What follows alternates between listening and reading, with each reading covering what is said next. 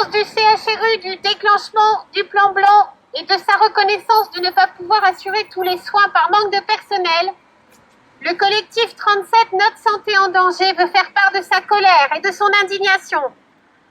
Comment accepter que par souci d'économie, on sacrifie les soins aux enfants, l'hôpital étant obligé de reconnaître qu'il ne peut pas ouvrir toute l'unité saisonnière faute de personnel qualifié? C'était pourtant une stratégie économique de fermer les lits pédiatriques pour ne les ouvrir qu'en période hivernale.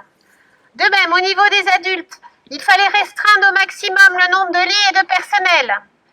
Il s'agissait de ne pas laisser des lits inoccupés, mais en prenant le risque de ne pas assurer les soins en cas de crise.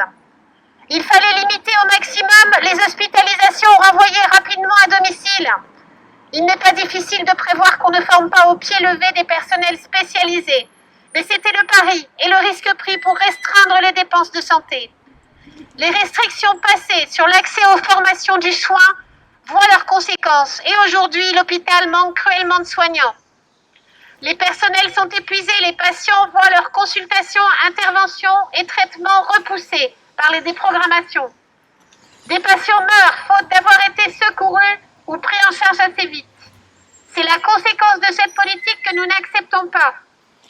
Mettre de l'argent dans l'e-médecine au détriment des humains ne sert que les intérêts des entreprises du numérique, mais pas celles des personnels et des patients.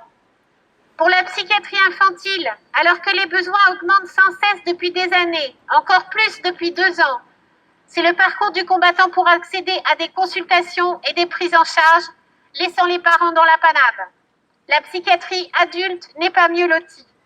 Cette situation déjà inquiétante ne serait pas catastrophique si ce n'était qu'une situation exceptionnelle. Mais les plans de restructuration, destruction de l'hôpital public au profit du privé continuent.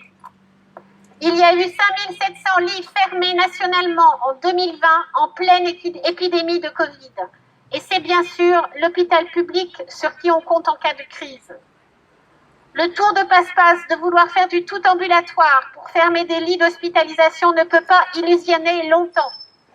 Le plan blanc va permettre de supprimer des congés à des agents déjà épuisés, de fermer des services et de repousser des interventions pour récupérer des personnels et les envoyer dans les services dédiés au Covid. C'est inhumain pour le personnel et dangereux pour les patients. Nous étions à Paris le 4 décembre dernier pour dénoncer la catastrophe sanitaire organisée et nous continuerons à le faire localement et nationalement. Une prochaine mobilisation nationale est prévue le 11 janvier avec les collectifs d'usagers et syndicats de professionnels de la santé et du médico-social.